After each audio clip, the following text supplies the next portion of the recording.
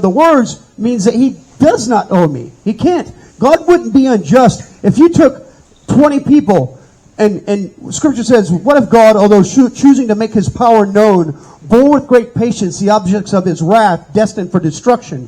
What if he did this to make the glorious riches of his grace and mercy known to us, objects of his grace and mercy destined for glory? So God will be glorified upon the wicked by sending them to hell, damning them because they choose hell. And he will be glorified in the righteous, those clothed in the righteousness of Christ because of his mercy. His judgment, he'll be glorified here, and his mercy be glorified here. So, his love is absolutely undescribable. Like I was telling you guys when I was fasting in the cell for a friend of mine, that was trying to read the Bible, and he would say blasphemous things that I don't even want to remember. And then when I'd ask him to read the newspaper, he could read it. But in the middle of him saying these blasphemous things, he said, "Please help me." And so I was like, "Oh man, that guy's spiritually sick." So and that's not a derogatory term. I'm not going to hate somebody for having a cataract. So I'm not going to hate somebody for being what's called a demoniac, because I used to be one. I know. And so I mean, it's not a derogatory term.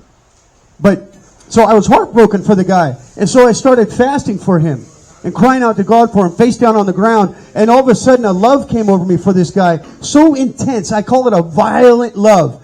I couldn't suffer the full onslaught of it. I had to say, "Father, please stop." It was too much for my human soul to bear. The only way I could describe it was, "God, I love this guy."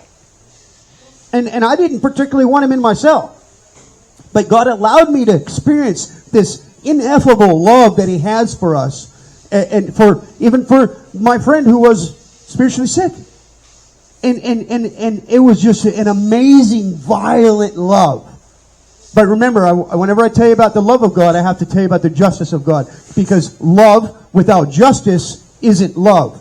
Remember, if I go home and I find that Jeffrey Dahmer has slaughtered my entire family, and then I go and I tie him up, and I call the police, and they come and they put him in jail, and then he goes before the judge, and the judge says, "Jeffrey, I'm merciful, gracious, tender, forbearing, kind, forgiving sins. You're free to go. I acquit you." Wouldn't that judge not be worse than Jeffrey Dahmer? Would not everything in us scream out, "That's not fair"? Wouldn't you just be infuriated? So God can't just sweep our sins underneath the carpet. They have to be paid for. That's why we needed Christ. That's why God sent Christ, is because all of our sins were dumped on Christ. God treated him as though Christ were us, and then dumps his righteousness upon us for those who believe on him, as Scripture has said, and accounts us righteous because of the grace of God towards us, because it's by grace you've been saved through faith, and this not of yourself.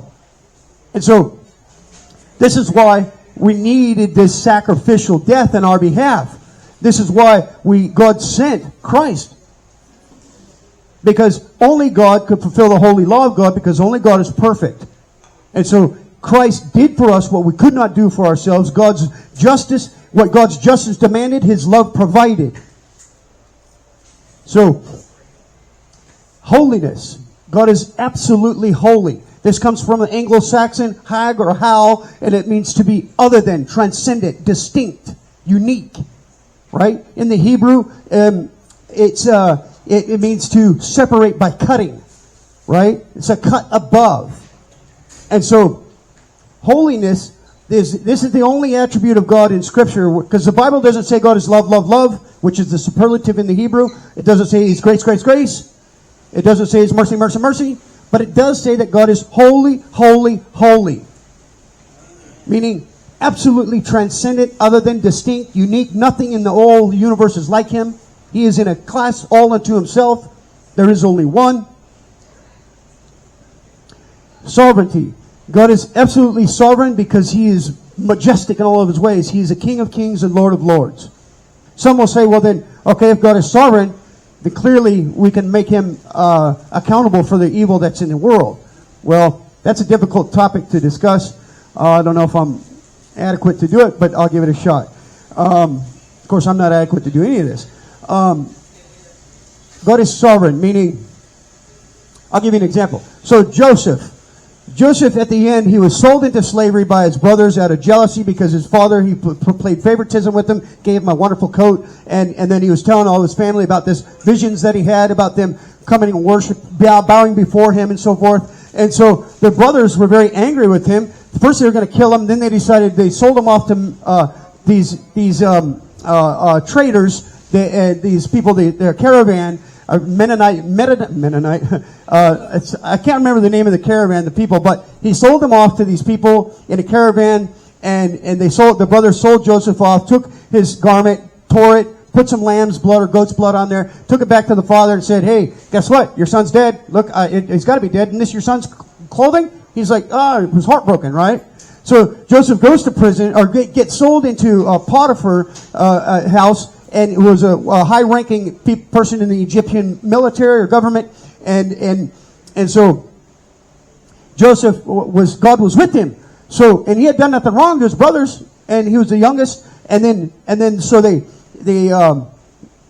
gets to Potiphar's house, and the owner of him, seeing that God was with him and everything he did, he excelled in, right? God blessed everything he did. So the guy that ran the house, he said, you know what, Joseph, you're going to be my number one guy. You're head of everything. I'm going to sit back here and relax because you got integrity. God's with you. You're a good, holy man. I'm just going to sit back and you do all the work. And so God lifted him up even in his slavery. And then later on, the wife of Potiphar started getting eyes for Joseph because he was muscular and good looking and wise. But Joseph ran out of the house. He said, no, I can't do that. I can't sin against God like that. I'm not doing that. No way. And so one day when the boss was gone, she enticed him to come in, and he ran out left his garment because she grabbed his garment, and he just took off running out of the house naked because she had grabbed his garment, and then she screamed rape. And then so off to the other prison he goes. The boss comes back. He's very angry, even though it's a lie. So he goes to another prison. So he's been sold into slavery. Then he goes to prison, all no fault to his own. And so if anybody had a right to be angry or frustrated about his situation in life, this guy did, right? And so what happens is at the end, he gets released from prison. He becomes mighty in the kingdom of Pharaoh because he interprets a dream for Pharaoh and then saves him from 7 years of famine. And just God keeps lifting him up and giving him favor because God is with him, right? And so at the end, he's the number 2 in the kingdom, right?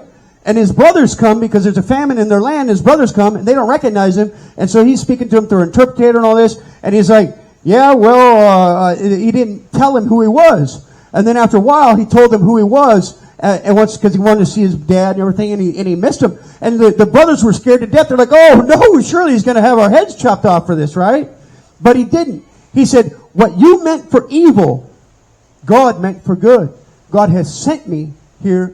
God has sent me here ahead of you guys to preserve your lives. He says, don't look at me like I'm God because I have no right to judge you or pass judgment on you. And this is a good example of the sovereignty of God. God is not responsible for sin, but He does allow us to sin to a degree, in a sense.